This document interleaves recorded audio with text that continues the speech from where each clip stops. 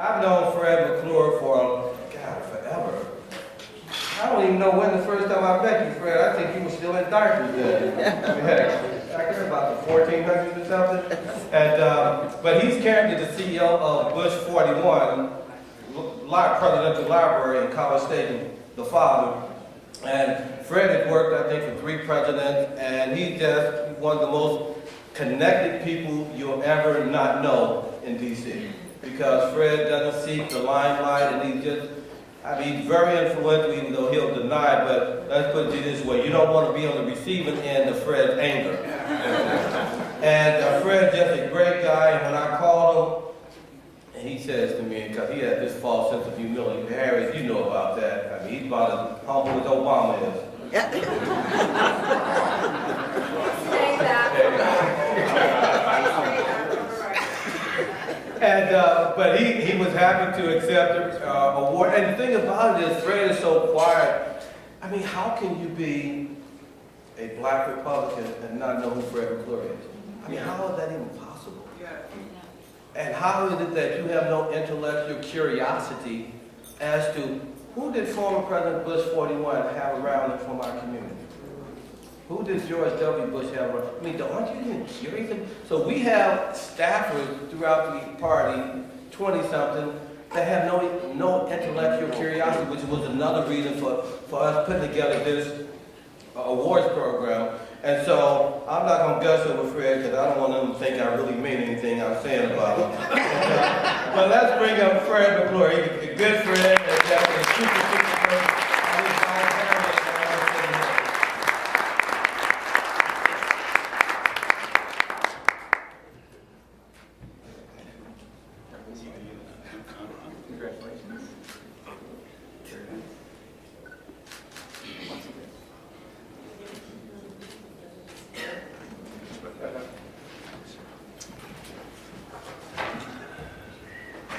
Renard, I'm just not going to talk about you at all.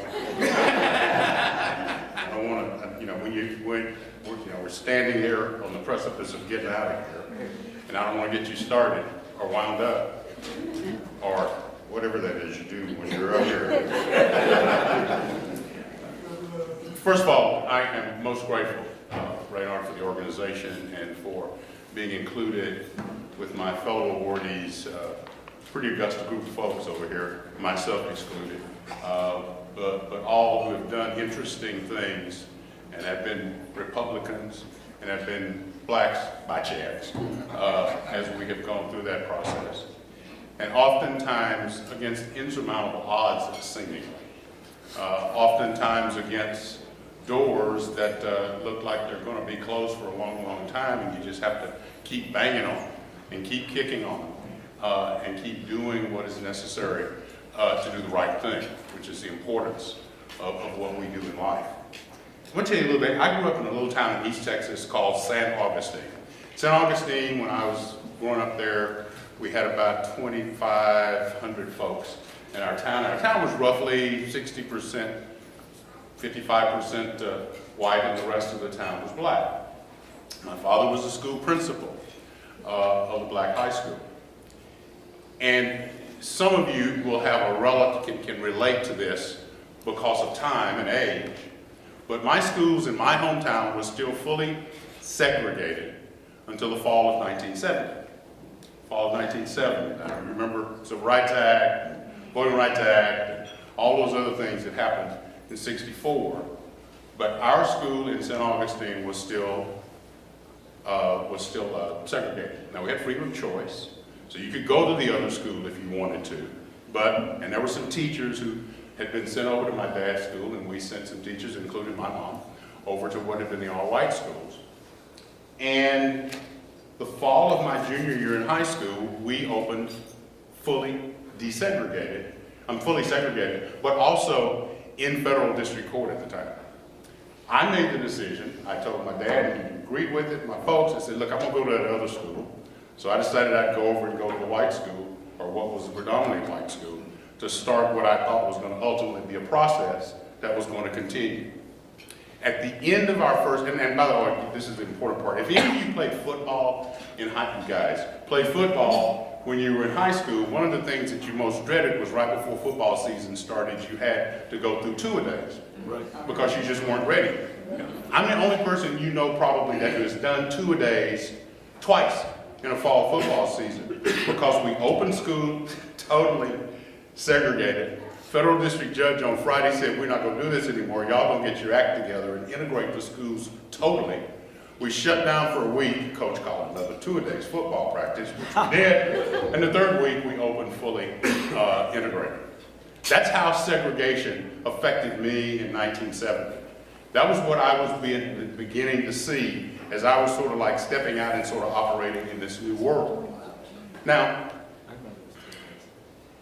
you know, it's kind of tough being the last speaker on a gathering like this, especially since y'all want to go home. But on the other hand, you think being last is tough? Being first is always hell. Yeah. It is always hell if you're going to be the first one.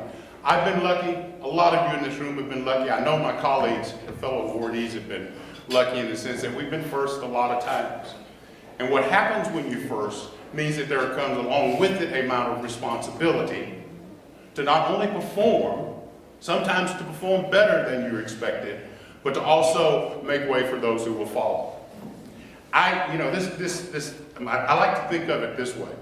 There's a new concept going on now called disruptive technology. That's right.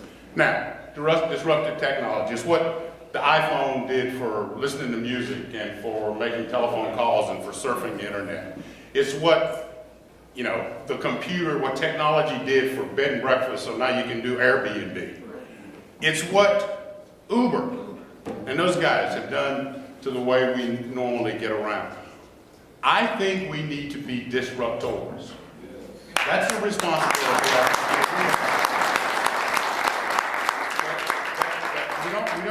We need to be disruptors. We need to not disengage, to stay engaged, and we need to be unreasonable. He got it right.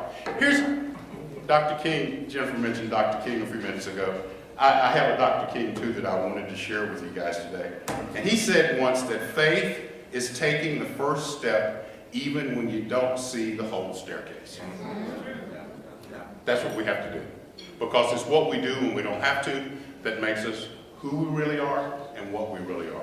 So I encourage all of you to get on board this train and to make it your commitment to continue to be disruptors so that we can grow our presence and our participation in this democracy which we're part of. Thank you very much for this great award. I appreciate it.